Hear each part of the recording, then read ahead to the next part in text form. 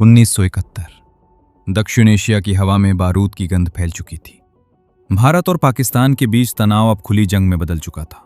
सीमा पर टैंक गरज रहे थे, आसमान में फाइटर जेट गूंज रहे थे और जमीन पर हजारों सैनिक अपनी जान दांव पर लगाकर लड़ रहे थे। लेकिन इस युद्ध की असली कहानी सिर्फ मोर्चे पर चल रही लड़ाई नहीं थी। असली खेल कहीं और चल रहा था। एक ऐसा मिशन जो दुश्मन की धरती के अंदर होने वाला था और जिसकी सफलता या असफलता पूरे युद्ध की दिशा बदल सकती थी। दिल्ली में भारतीय सैन्य मुख्यालय के अंदर देर रात तक लाइटें जल रही थीं। बड़े बड़े नक्शे टेबल पर फैले हुए थे। वरिष्ठ सैन्य अधिकारी उन नक्शों पर झुके हुए थे और हर लाइन, हर रास्ते और हर चौकी को ध्यान से देख रहे थे। खुफिया रिपोर्ट्स लगातार आ रही थीं। उन रिपोर्ट्स में एक खास जानकारी बार बार सामने आ रही थी। पाकिस्तान के अंदर एक महत्वपूर्ण सैन्य सप्लाई बेस सक्रिय था। यही वो जगह थी जहां से दुश्मन की सेना को हथियार, गोला बारूद और कम्युनिकेशन सपोर्ट मिल रहा था। अगर ये सप्लाई लाइन चलती रही तो भारतीय सेना की आगे बढ़ती हुई रणनीति को बड़ा झटका लग सकता था। लेकिन उस बेस तक पहुंचना आसान नहीं था। वो दुश्मन की जमीन के काफी अंदर था और उसकी सुरक्षा बेहद कड़ी थी। यही वो पल था जब भारतीय सेना ने एक बेहद खतरनाक फैसला लिया। एक गुप्त कमांडो मिशन। कुछ चुनिंदा सैनिकों को दुश्मन के इलाके में भेजा जाएगा। उनका काम होगा उस सप्लाई बेस की गतिविधियों को खत्म करना, या कम से कम इतना नुकसान पहुंचाना कि दुश्मन की पूरी सप्लाई व्यवस्था ठप हो जाए। इस मिशन के लिए सैनिकों का चुनाव बहुत सावधानी से किया गया। ये साधारण सैनिक नहीं थे। ये ऐसे कमांडो थे जिन्हें दुश्मन के इलाके में चुपचाप घुसने, तेजी से हमला करने और बिना निशान छोड़े गायब हो जाने की ट्रेनिंग दी गई थी। जब इन कमांडो को मिशन के बारे में बताया गया तो कमरे में कुछ सेकंड के लिए सन्नाटा छा गया, क्योंकि हर सैनिक समझ रहा था कि यह मिशन कितना खतरनाक है। अगर वे पकड़े गए तो उनके पास कोई आधिकारिक पहचान नहीं होगी। दुश्मन की जमीन पर उन्हें बचाने कोई नहीं आएगा। लेकिन फिर भी एक एक करके सभी कमांडो ने इस मिशन के लिए हामी भर दी। कुछ दिनों बाद वो रात आ गई जब ऑपरेशन शुरू होना था। आसमान बिल्कुल काला था। चांद बादलों के पीछे छिपा हुआ था। ये अंधेरा ही उनके मिशन की सबसे बड़ी ढाल बनने वाला था।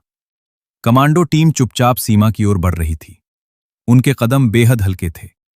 हर सैनिक अपने आसपास की हर आवाज को ध्यान से सुन रहा था। कुछ ही देर में वे सीमा के पास पहुंच गए। कांटेदार तार, चौकियां और गश्त करते हुए दुश्मन के सैनिक। ये वो जगह थी जहां से गलती की कोई गुंजाइश नहीं थी। टीम के लीडर ने हाथ के इशारे से सबको रुकने का संकेत दिया। कुछ सेकंड तक उन्होंने दूर तक नजर दौड़ाई और फिर धीरे से आगे बढ़ने का आदेश दिया। कमांडो एक एक करके कांटेदार तार के नीचे से रेंगते हुए सीमा पार करने लगे। अब वे दुश्मन की जमीन पर थे। यहां से मिशन और भी खतरनाक हो गया था। उनके सामने कई किलोमीटर का सफर था और रास्ते में दुश्मन की गश्त, चौकियां और अनगिनत खतरे मौजूद थे। टीम धीरे धीरे आगे बढ़ रही थी, कभी झाड़ियों के बीच छिपते हुए, कभी पत्थरों के पीछे रुकते हुए। घंटों बीत गए।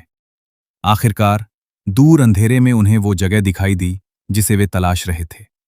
दुश्मन का वो सैन्य बेस। लेकिन जैसे ही उन्होंने उस बेस को ध्यान से देखा, उनके सामने एक नई समस्या खड़ी हो गई। उस बेस की सुरक्षा उम्मीद से कहीं ज्यादा मजबूत थी। चारों तरफ ऊंची बाड़ थी, वॉच टावर थे और लगातार गश्त करते सैनिक। कमांडो टीम के लीडर ने दूरबीन से पूरे इलाके का जायजा लिया।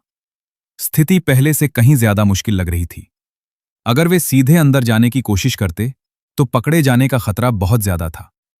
टीम अब चुपचाप जमीन पर बैठकर अगली योजना के बारे में सोच रही थी। समय तेजी से बीत रहा था। हर मिनट के साथ खतरा बढ़ रहा था। आखिरकार टीम के लीडर ने एक साहसिक फैसला लिया। वे बेस के पिछले हिस्से से अंदर घुसने की कोशिश करेंगे, जहां सुरक्षा थोड़ी कमजोर दिखाई दे रही थी। कमांडो धीरे धीरे उस दिशा में बढ़ने लगे। दिल की धड़कनें तेज थीं, लेकिन चेहरे बिल्कुल शांत।